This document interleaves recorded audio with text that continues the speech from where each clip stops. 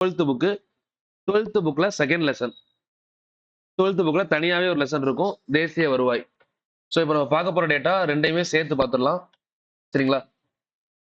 தேசிய வருவாய் heading போட்டுவாங்க national income. So அந்த தேசிய வருவாய்க்குள்ள எதெல்லாம் இம்பார்ட்டன்ட் அப்படின்னு பார்த்தீங்கன்னா ஃபர்ஸ்ட் வந்து ஹிஸ்ட்ரி. ஹிஸ்ட்ரி அப்படின்னா தேசிய வருவாய்னா என்ன, எதுக்காக தேசிய வருவாய் கால்குலேட் பண்றோம், ஸோ எங்க இருந்து கொண்டு வந்தோம் இந்த கான்செப்ட். ரெண்டாவது வந்து இந்த தேசிய வருவாய்க்கு டெஃபனிஷன் யாரெல்லாம் சொல்லியிருக்காங்க, டிஃபைன் இந்த தேசிய வருவாயை டிஃபைன் பண்ணது யார் யாரு, எந்த மாதிரிலாம் டிஃபைன் பண்றாங்க. சரிங்களா?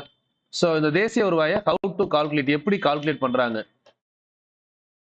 சரிங்களா? தென் தேசிய வருவாய்க்குள்ள ஹவு மெனி ஃபேக்டர்ஸ், எத்தனை ஃபேக்டர்ஸ் இருக்கு.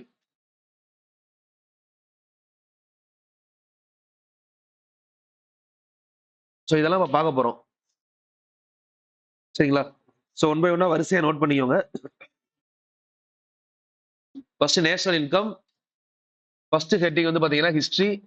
புக் என்னென்ன புக் எழுதிக்கோங்க, 10th book and 12th book. சரிங்களா? 10th புக்ல ஃபர்ஸ்ட் பாடம் எக்கனாமிக்ஸ்ல, 12th புக்ல ரெண்டாவது பாடம் ஹிஸ்டரி, ரெண்டாவது டெஃபனிஷன், மூணாவது how to find. How to find அப்படின்னா எத்தனை முறைகள்ல, அதாவது எப்படி கால்குலேட் பண்றாங்க. மொத்தம் 3 முறை இருக்கு.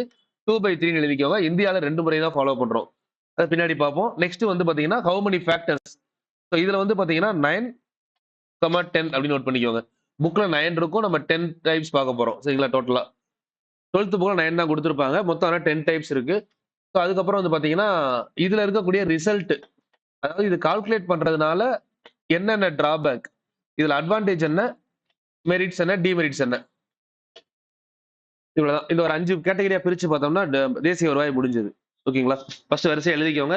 தேசிய வருவாய், ஹிஸ்டரி, டெஃபனிஷன். ஹிஸ்டரினா வரலாறு, உருவான வரலாறு. டெஃபனிஷன் அப்படின்னா விளக்கம். மூணாவது வந்து ஹவு டு ஃபைண்ட், தேசிய வருவாய் கணக்கிடும் முறை அப்படின்னு எழுதிக்கோங்க. அடுத்து தேசிய வருவாய் கணக்கீடு, கணக்கீட்டுல எத்தனை கான்செப்ட் இருக்கு அப்படின்றது. லாஸ்டா அதோடைய முடிவு, முடிவுல வந்து பாத்தீங்கன்னா அட்வான்டேஜ், டிஸ்அட்வான்டேஜ். சரிங்களா?